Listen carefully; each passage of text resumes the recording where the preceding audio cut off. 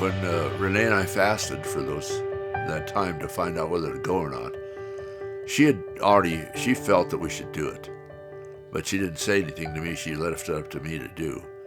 And I remember the night that after 2 days of fasting, I asked her to take the kids and go for a ride. And they did and left me alone. And I went down the basement of our house, in a corner of the basement, and just knelt down and said, Heavenly Father, I just want to do what's right. I want to do what's right for me and for my family. And if this is the best thing for my family to do, I want to do it. And I felt a peace that was just overpowering, that this would be the right thing for my family.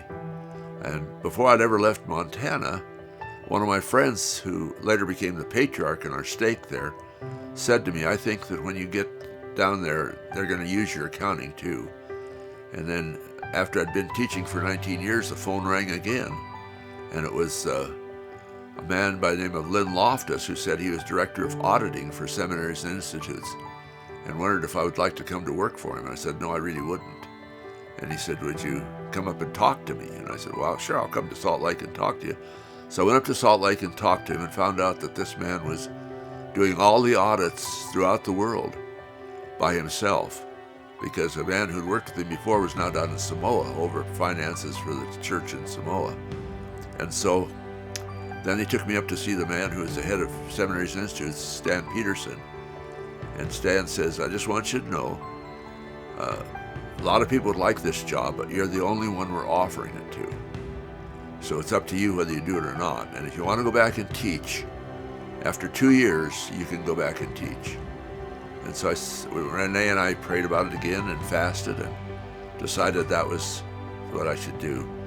So I started commuting to Salt Lake, and I'd been in Salt Lake about 2 weeks when I knew I'd never go back to teach. That it was going to be what my career was going to be, was to be in the accounting part of it, the auditing part. Now, the wonderful thing about it in Salt Lake was I traveled all over the world. During that 16 years, I went to every continent except Antarctica. And I met so many wonderful people, and it was just a great experience. And I thought, as life has gone on, I've realized that even though I wanted to be rich, I was thinking of it monetarily, and it wasn't that at all. What I have is a rich life, and I think of how my children were all raised under the influence of me being a seminary teacher. Some of it was not easy. Our oldest daughter one time came home crying because she couldn't wear fingernail polish because I was a seminary teacher. And that was the night we bought her fingernail polish. And it was a wonderful to raise our family, and it was a wonderful way for me to work for 35 years in that. And so I feel that my life has been rich. I've been richly blessed because I followed the promptings of the Lord. I guess rich to me is, at first I thought it had to do with monetary, but it has to do with the type of life. All of my children are active in the church. Every one of them has been married in the temple. We have 10 children. They're all married in the temple. They're all active in the church. We've never had a lot of money, but we have sufficient for our needs.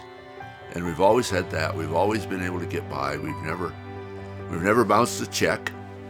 I've never had a utility bill paid late. So the Lord always watched out for us. And the thing I'd tell my children and grandchildren is the Lord can make a lot more out of your life than you can. You think that you want to do what you think is the right thing, but the right thing is to follow what the Lord wants you to do. And right now I've been retired for 20 years, and it's been great to be retired, but it was great for the life I had, and it still is. And I wouldn't trade for anything.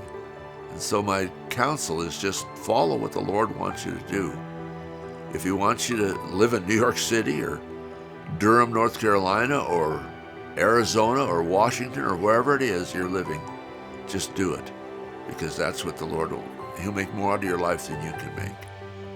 And I just want you to know that that's, to me, the most important thing you can do, is to do the things that will guide you to know what the Lord wants you to do in life, and you'll be happier and you'll be rich like I am.